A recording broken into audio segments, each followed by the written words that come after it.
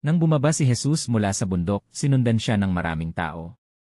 Lumapit sa kanya ang isang lalaking may ketong at nagpatira pa, nagsabing, Panginoon, kung nais po ninyo, ako'y inyong mapapagaling at magagawang malinis. Hinawakan siya ni Jesus at nagsabi, Nais ko. Maging malinis ka. Agad gumaling at luminis ang ketongin. Pagkatapos, isang senturyon ang lumapit kay Jesus at nagsabi, Panginoon, ang aking alipin ay paralisado at labis ang paghihirap. Sinabi ni Jesus, ako'y darating upang pagalingin siya. Ngunit sumagot ang senturyon, Panginoon, hindi ako karapat-dapat na pumasok sa aking bubong. Sabihin lamang po ninyo ang salita, at ang aking alipin ay gagaling.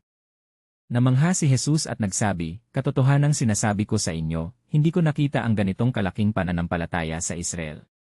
Pagdating niya sa bahay ni Pedro, nakita niyang may lagnat ang ina ng kanyang asawa. Hinawakan niya ang kanyang kamay, at agad gumaling ang babae at naglingkod sa kanila.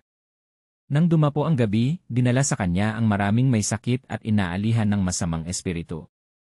Pinagaling niya ang lahat ng may sakit at pinalayas ang mga demonyo sa pamamagitan ng kanyang salita, upang matupad ang sinabi ni Propeta Isaias, siya ang nagdala at nagbata ng ating mga kahinaan at sakit.